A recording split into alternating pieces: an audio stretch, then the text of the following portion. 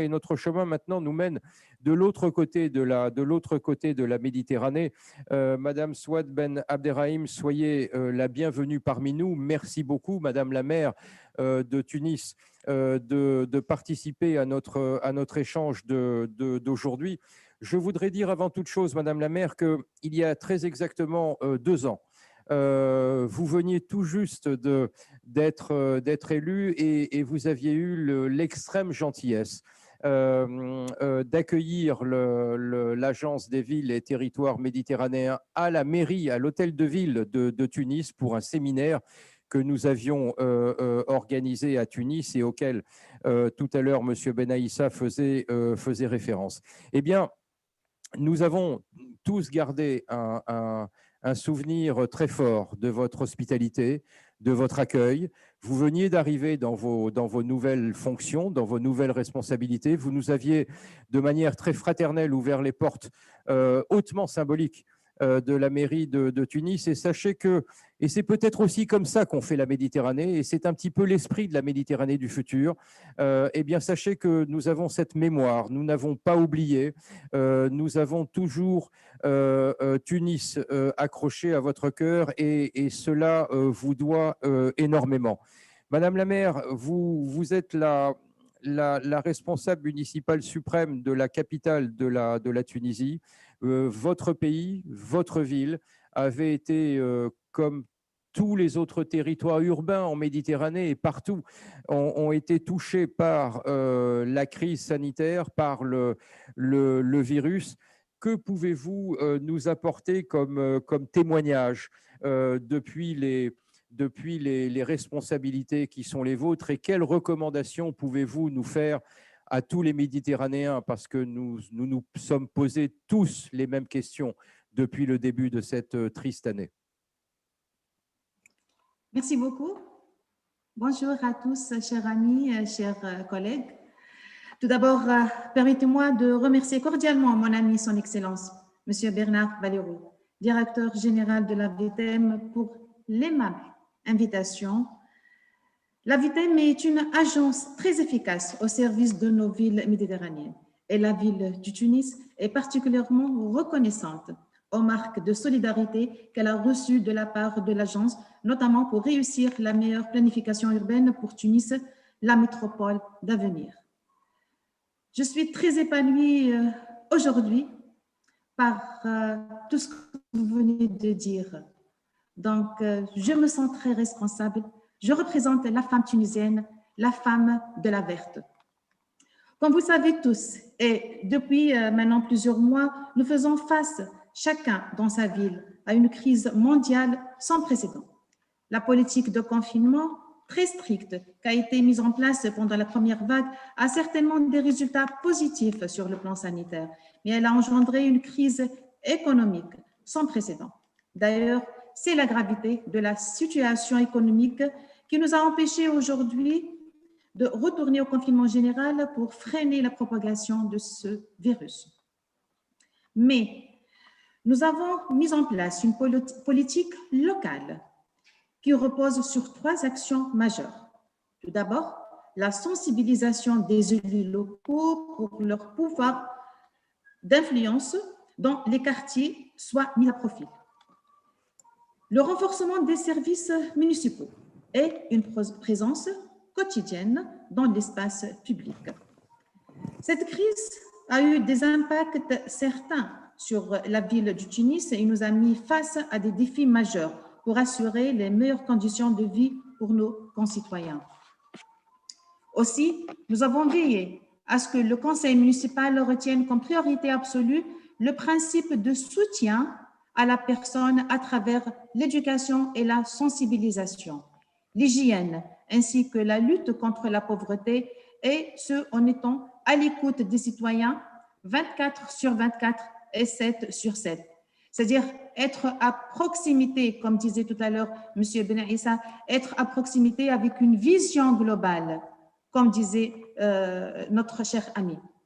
Cette pandémie nous a amené à renforcer encore davantage nos relations de partenariat avec la société civile, le secteur privé et les différentes institutions nationales. Elle nous a permis aussi de renforcer notre coopération avec nos partenaires internationaux qui ont répondu présent quand nous avons exprimé nos besoins et nous ont soutenus soit par l'expertise, soit par les dons. Cette pandémie nous a prouvé la nécessité d'adopter une stratégie efficace afin de garantir la résilience de la ville en temps de crise. Le coronavirus nous a prouvé la vulnérabilité de nos villes à l'échelle mondiale et nous a poussé à repenser à la gouvernance locale.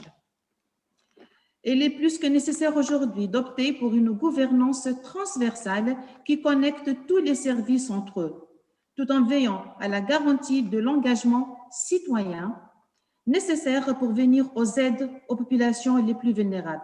Aussi, il est plus que jamais nécessaire de repenser l'aménagement public et les infrastructures de la ville. Ceci dit, la solution ne pourra en aucun cas être locale ou nationale. Il est impératif de faire recours à la solidarité internationale pour renforcer la résilience de nos villes. Tout ceci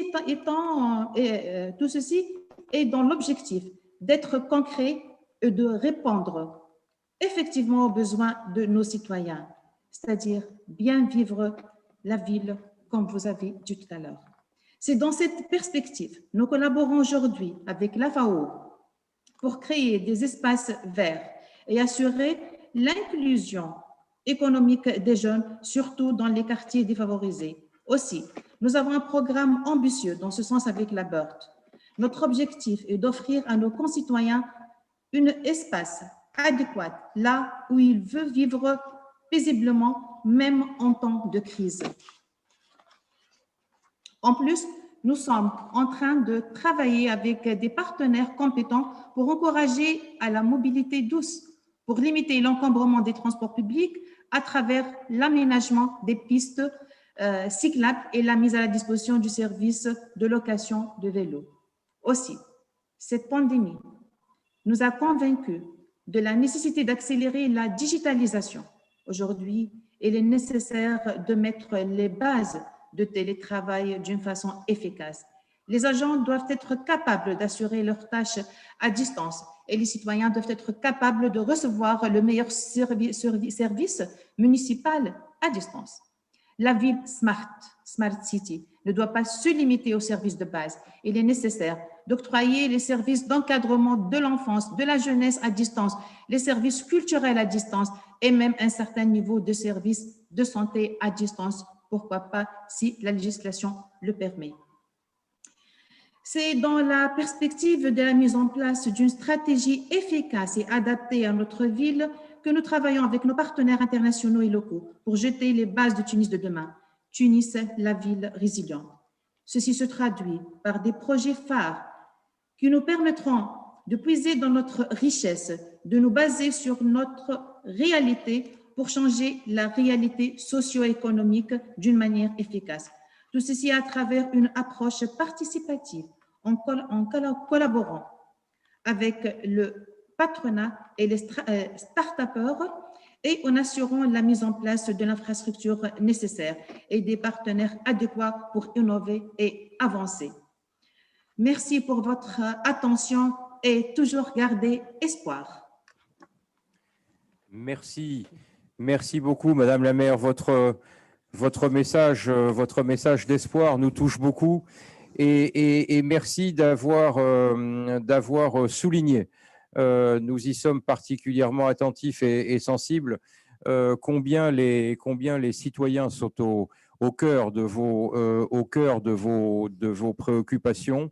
Je le disais tout à l'heure, la première ligne de défense devant le virus, c'était évidemment la communauté des soignants, mais nous avons tous été, les uns et les autres, nous avons été des soldats contre le virus, avec le masque, avec les gestes barrières, avec le confinement. Nous avons tous individuellement et collectivement participé à cette grande bataille et malheureusement, dans beaucoup d'endroits encore, elle continue. Mais vous avez rappelé, ce faisant, que les politiques publiques municipales devaient répondre aux attentes des citoyens dans ce type de circonstances. Et pour l'avenir, merci beaucoup d'avoir souligné cette dimension qui est particulièrement importante. Et naturellement, nous allons l'intégrer dans nos analyses. Je voulais vous remercier une fois de plus, Madame la maire. Vous avez également souligné combien, dans ces conditions difficiles, était importante la coopération internationale. Et là, je donne tout naturellement la parole, parce que c'est elle l'experte de la coopération internationale, en particulier en Méditerranée, la parole à Agnès Rampal,